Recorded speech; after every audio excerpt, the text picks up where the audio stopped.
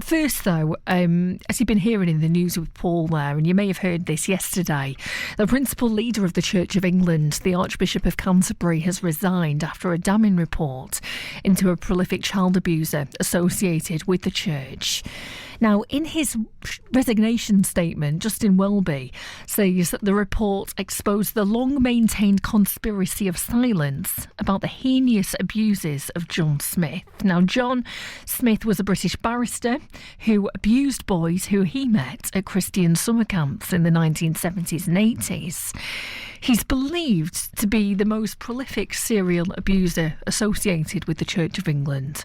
That's according to an independent review commissioned a year after his death back in 2018.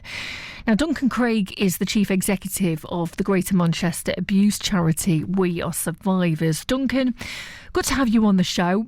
This was a big announcement. Justin Welby, the Archbishop of Canterbury, resigning. What does this say about the current state of play? I think we've got to be really careful here that what we, as members of the public, what we don't think is that one man's resignation now makes everything okay. As an organisation, we support round about 2,500 men every single year. And I know that for so many people, yesterday's announcement that the Archbishop of Canterbury has resigned is going to make them happy, without a shadow of a doubt, because it feels like for them that there is somebody in a position of power who in some way is taking some level of accountability. But for so many people, for so many survivors, the pain doesn't stop now. The hurt doesn't stop. All it means is that somebody who is a representation of an institution has gone. And that literally means exactly what it says on the tin. What it doesn't mean is that the failings of the institution and the failings of the safeguarding of the institution has changed in any way, shape or form. Justin Welby, there was a petition for him to go. 15,000 people had signed it. And his resignation, actually, it was hours after Sir Keir Starmer described the abuse as horrific. Many people will be thinking, but hold on, this wasn't Justin Welby who committed these crimes. Sure. And that's part of my point. Part of my point is it isn't Justin Welby that has committed the crimes. But what we do know about Justin Welby is that he was made aware of these issues of John Smythe for, I think it was nearly a decade ago, and sort of did nothing. And that for me is the problem. That for me is a significant problem, that here is an individual who is in a, as I say, position of authority, who is the head of the Church of England, who knew that something was going on, was hearing what survivors were saying and chose to do nothing. And that should be the only reason that he has resigned. What we shouldn't be doing is we shouldn't be thinking he's resigned because of all of the abuse within the church, because that's not the case. Justin Welby, the Archbishop of Canterbury, we've seen a lot of him in recent years. He led the Queen's funeral, he married Harry and Meghan, and he lowered the crown on the head of King Charles in Westminster Abbey in May 2023.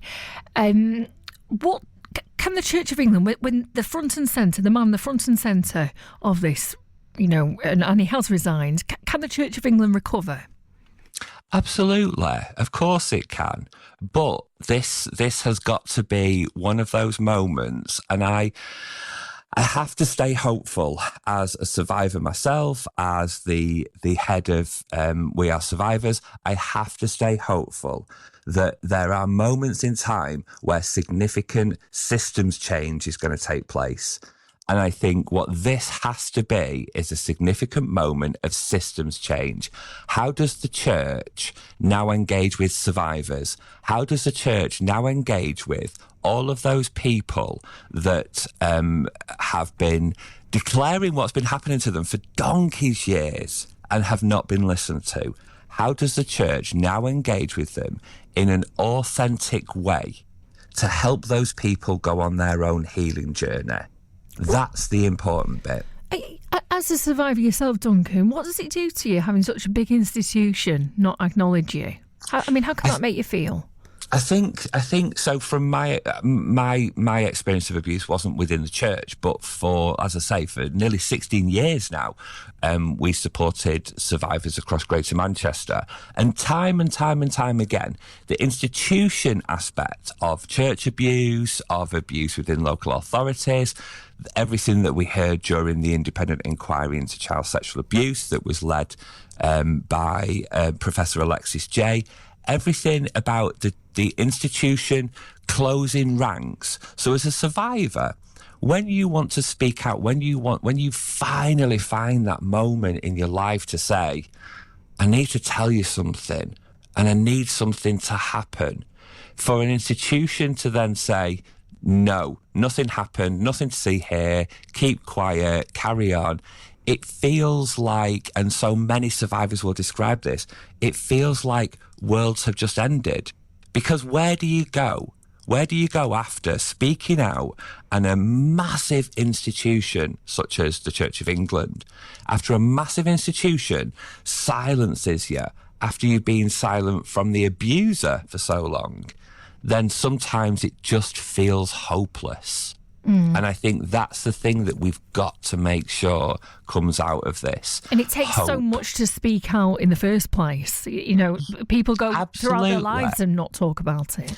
Yeah, absolutely. You know, so on average, what we know from research is that if a female doesn't report and doesn't make a disclosure, at the time of something happening to her, she'll take round about 7 years to speak out, whereas males take in excess of 20 years to speak out. So if you kind of imagine well, what does it take of an individual to kind of keep something locked up, to keep something silent? And that's when we begin to go, well, wow, when someone's got over their own internal barriers, for want of a better phrase, and then they speak to these institutions, they speak to somebody who they see as being a key to helping them move forward, and the institution then says no, or the institution doesn't believe them, or the institution silences them, or even worse, the institution covers something up, then it just feels like worlds just begin to shatter, and we've got to do something about that. Duncan, it's been really good to chat to you. Thank you so much for your time. Thank you. Chief Executive of Greater Manchester abuse charity We Are Survivors. And if you have been affected by any of the issues raised and you'd like some advice or support, you can contact bbc.co.uk/action line. It's 7:24.